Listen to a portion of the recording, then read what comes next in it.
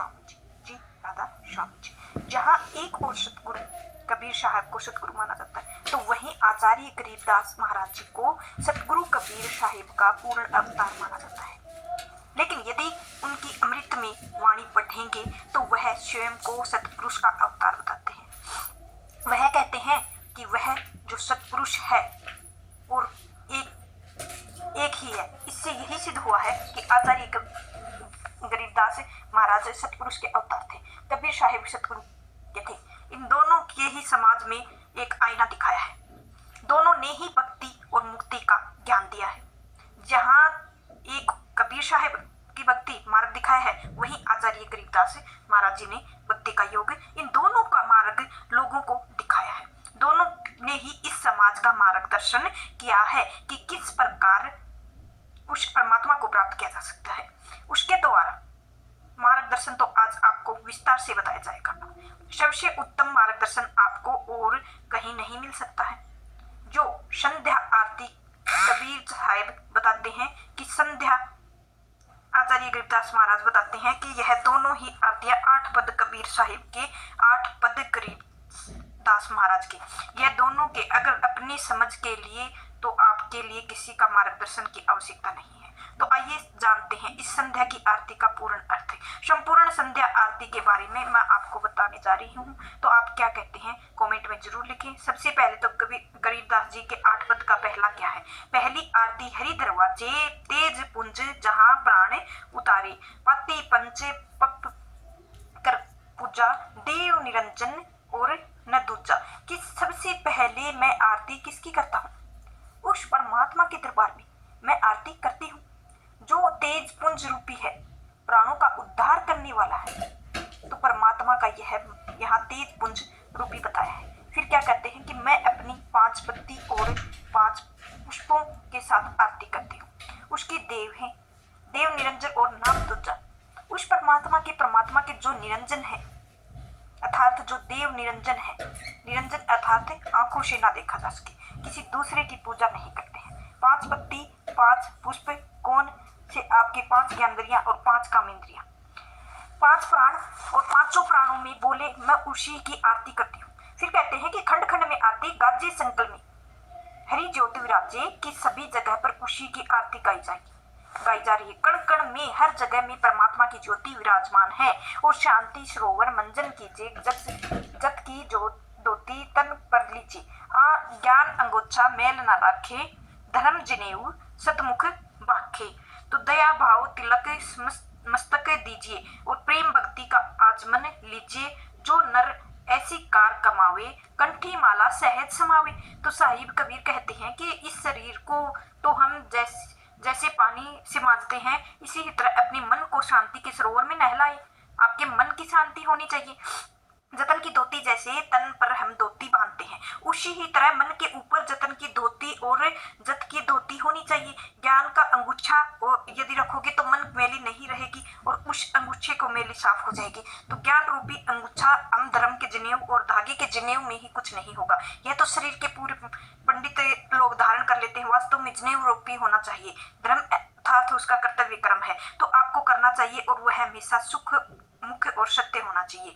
सत्य बोलिए, सत्य आचरण कीजिए, हमेशा दया भाव का तिलक रखिए और अपने मस्तिष्क में यानी आपके अंदर दया भाव होनी चाहिए। प्रेम भक्ति आचमन लीजिए, केवल तुलसी के जल का आचमन नहीं, प्रेम की भक्ति का आचमन होना चाहिए।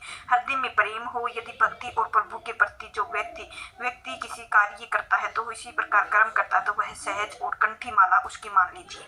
स्वयं ब्राह्मण है, वह स्वयं ही पंडित है, उसे फिर किसी की पंडिताई की जरूरत नहीं है, उसे वेद शास्त्रों का ज्ञान करने की जरूरत नहीं है। आगे साहिब कहते हैं कि गायत्री सो जो गिनती गावे, तर्पण सो जो नमक ना हावे, संध्या सो जो संधि पिछाने, मन पसारे को घट में आने।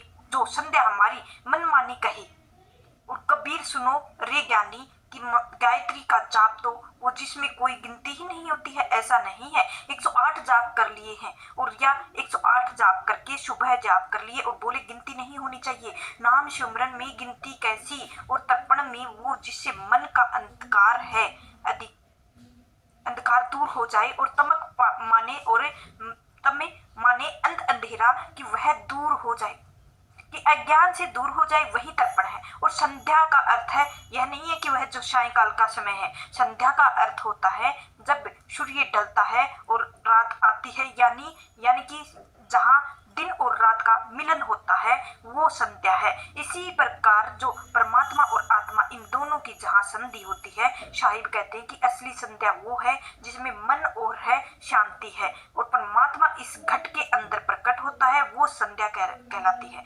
हमें केवल वही संध्या अच्छी लगती है। और कबीर साहिब कहते हैं कि हे ज्ञानी सुनो, ऐसी संध्या को आप धारण करो तो आप लोगों को भी संध्या आरती गाते ही गाने के साथ साथ इसका अर्थ भी पता होना चाहिए। आगे साहिब कहते हैं कि ऐसी आरती त्रिभुवन तारे और तेज पुंज जहाँ प्राण उतारे और पापी पंच पाप करे और पूजा के निरंजन पर न दूजा। ऐसी आरती अगर आप करोगे तो इस प्रकार से ऊपर बताया गया, अगर ऐसा करता है तो तीनों भवन को पार हो जाता है और तेज पुंज रूप में प्राणों का उद्धार करने वाला है। तो ऐसी आरती करें जिसके तीनों लोग तर सके।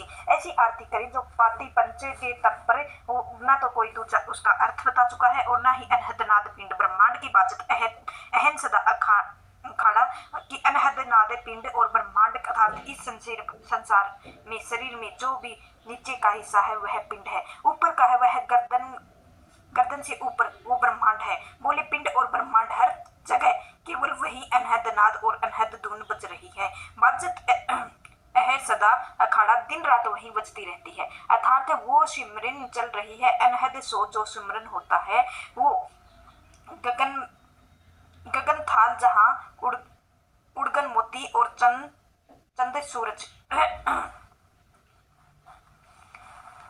सूरज ध्रुव निर्मल ज्योति और गगन जैसे आकाश के अंदर तारे और मोती रूपी संसार में हमारा जो शरीर है, हमारा मस्तिष्क है, वह हमारा गगन है जिसके अंदर अनगिनत मोती है। कौन कौन से मोती है? हमारे जो सद्गुण है उसके साथ चंद्र और सूरज, जहाँ भी निर्मल ज्योति चंद्र है, सूर्य निर्मल ज्योति है। और बाहर आपको सूरज और चांद दिखाई देते हैं, लेकिन अंदर कौन है? अंदर उनकी जिला है जो पिघला, जो एक सूर्य नाड़ी है और दूसरी ओर चंद्र नाड़ी है। कहते हैं तन मन धन में अपरण कीना, परम पुरुष जिन आत्मा में चीना, प्रेम प्रकाश भय उजारा, कहे कबीर में दास तुम्हारा।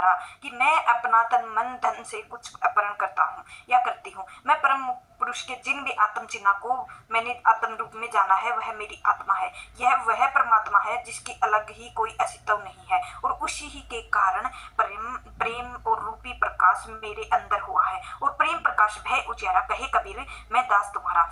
तो प्रेम से प्रकाश से मेरा अंतःकरण जो उजाला हो गया है, उसमें प्रकाश हो गया है। तो कबीर साहिब कहते हैं कि हे साहिब मैं तुम्हारा दास हूँ, मुझ पर कृपया करो और संध्या आरती करो। बेचारी काल में जम जारी है और जय कुमारी। और जो कबीर साहिब कहते हैं कि यह जो संध्या आरती है यह बताई गई है और बताई गई है, इसको ऐसा करो कि यह काल है जो दूत झाक मार के रह जाएंगे और यह तुम्हारा बाल विवाह का नहीं कर सकेंगे।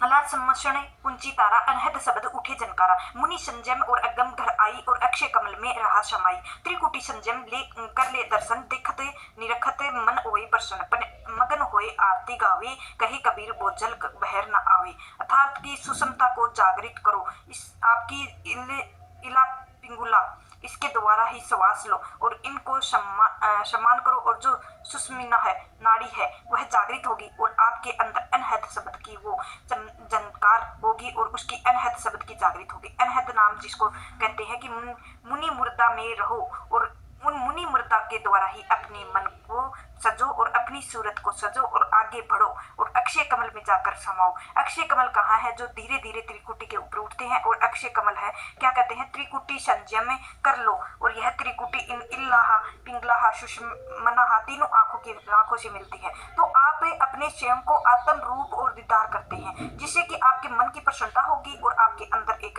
प्रेम का अंदर मगन होकर और आरती कीजिए और प्रेम भाव होना चाहिए। आप देखिए बार बार कहते हैं कि साहिब प्रेम में मगन होए आरती गावे, कहे कबीर बोझल बाहर न आवे। जो यह आरती अर्थात जिस प्रकार का कर्म बताया गया है, इस आरती में इस प्रकार के कर्म प्रेम से कहता है कि वह दोबारा इस भव सागर में नहीं आता है।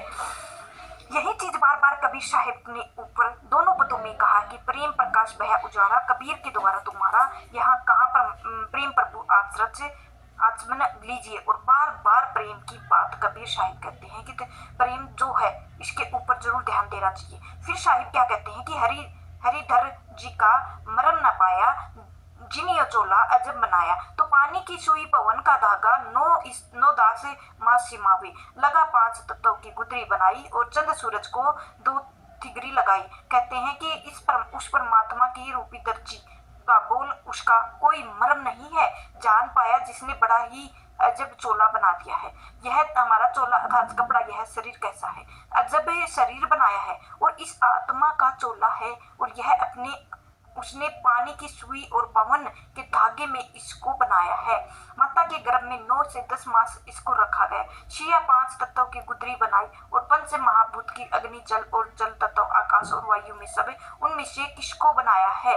तो 5 तत्वों से गुथरी बनाई है और 5 चंद्र जो सूरज है 2 गुथरी लगाई है। तो चंद्र सूरज को कौन सा है, इल्ला और पिंगुला।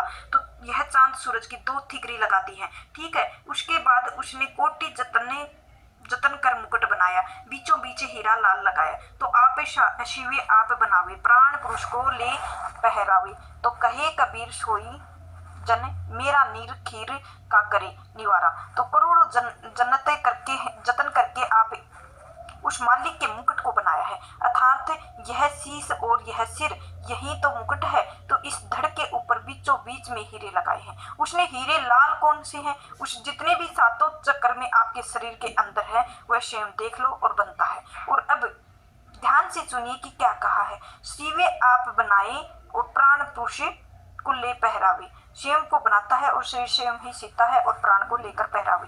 प्राणों में पहना देते हैं और चोला देते हैं, अर्थात हमारे अंदर प्राण का पहला देते हैं। और कबीर साहब कहते हैं कि मेरा सच्चा मित्र वही है, सच्चा जान लो और वही नीर खीर करे और निवारा। अर्थात पानी में और दूध में इन दोनों को अलग अलग कर जाए तो सत्य और असत्य दोनों में समझ भेद आ जाएगा। मेरा सच्चा जन आगे आ जाएगा। आगे साहिब कहते हैं कि निरंजन आरती और अवगत गति के कुछ समझे पड़े और कुछ मति निरंकार निर्मल, अतीत हुए और ध्यान में निरंपल नेवा। सेवा न कहे और यह राम निरंजन है, वह उसकी आरती करता है। राम निरंजन आरती, तेरी निरंजन का अर्थ है काल का मत समझिए। निरंजन का अर्थ होता है जिसे आंखों से देखा जा सके। एक ही अक्षर कई अर्थ होते हैं, कई महत्व देते हैं। तो राम कहते हैं कि तेरी जो गति है वह समझ में नहीं आती है, जरा सोचे और मेरी मति को कैसे पहुंचाएं और दूर मुनि और शिव को कैसे हम कबीरदास की तेरी की गति पाए। तो साहिब कहते हैं कि हे प्रभु आप निरंकार हैं और किसी को लिप्त नहीं करें और आपकी आंखें देखनी नहीं, आप गुणों से ही भरी हो। गुणवती तत्व देवी यानी तीनों देवता है, ब्रह्मा विष्णु महेश। सेवा का ज्ञान तो ध्यान में ही तुम रहो और तुम्हें ही जान सकेगा। हर टाइम सेवा सिमरन में लगे रहो, यही हमारा कर्तव्य है।